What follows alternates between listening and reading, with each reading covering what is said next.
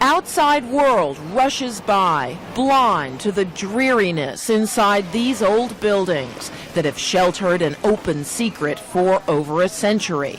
They are the sweatshops, visible from the outside only against the dark of the night. Sometimes even people stay up till 2, 3 o'clock, sometimes more than 15, 16 hours a day. How many days a week will they do this? 7 days a week. Minimum wage is now $4.25 an hour, but this worker makes $1 an hour, cutting strings off finished garments. Under the law, you cannot work before the age of 16, but this child is employed here. Look at the fiber dust wrapped around electrical wires and clogging the fans. This violates basic occupational and safety standards. So does this bathroom provided for the workers.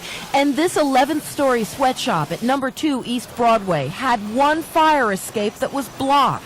How is anybody going to get out? This is a fire exit? No, you can do it. If there was a fire, all these workers have to do this to get out? And this thing is unstable. They'd never fit. They'd never fit up here. No, you can do that. This is illegal. This is an illegal fire escape. How would all these people get out if there was a fire? After work at night, these women wait for the bus back to Brooklyn. What did she say? Usually from 8 to 9, and 8 in the morning till 9 at night? Yeah. What does she make? She makes the most, about $20 a day. I was paid by the button because I helped my father in the factory with shirts. Like, for example, this shirt, if it had 10 buttons, I'd get 10 cents for that shirt. These students protested unfair labor practices in Chinatown earlier this month. I would have to be in the factory with my father till like 12, 1 or 2 o'clock in the morning, trying to finish it for us to go out the next day. If not, then he would have been fired.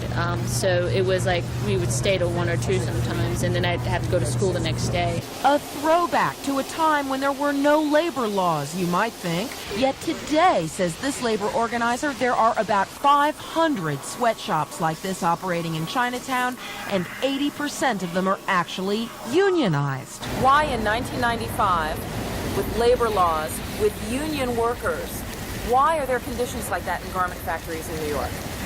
Well, here in Manhattan's Chinatown, it basically is like a free enterprise zone. A lot of garment manufacturers are coming down to Chinatown because they know that they can get their job done, their clothes sewn for really cheap. And garment manufacturers will most often bring their business to the lowest possible bidder. They're saying, okay, I can sew those garments for you for just a few pennies a piece, you know?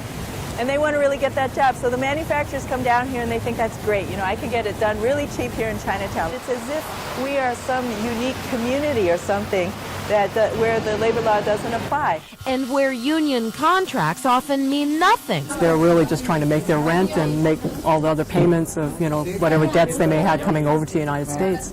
And they just have to keep sewing and sewing. In fact, most of the people that I know who come from Canton say that life here is much worse than life was in Canton.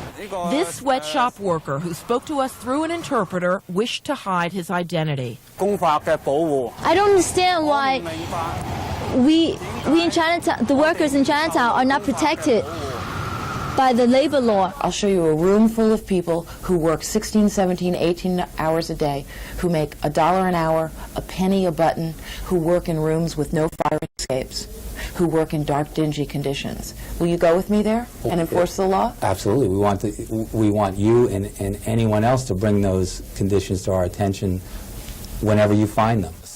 That's because the Labor Department can only respond if there's a complaint. Chinatown, what you have is workers who identify themselves with their employers. Employers tend to hire Chinese employees who are mostly from their hometown, who are loyal to them, and who feel that cooperating with the government is going to put their boss under, and they're not going to have a job. And when I figure out what options I have as to going outside and getting a job, even in the McDonald's at $4.25, I cannot do it because I don't speak the language. So all these workers are trapped. But some labor organizers claim this exploitation of workers comes not from a declining economy, but because the most powerful forces in Chinatown, the Tongs, the police, And business leaders want it this way, and the low-paid worker doesn't stand a chance. People in Chinatown scared because you look at it, who's going to stand up for their right? You will be blacklisted in the Chinatown. You will be intimidated in Chinatown. These alliances, real or perceived, send a message to sweatshop workers, some say, that business interests are supported by organized crime and defended by the police. My life in danger. Even I tell to you. Even my face appear on the... Why are you doing this? Well, because that's enough. They're not going to run. Worker.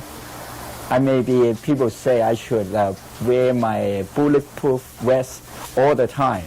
But how can you run? You can run.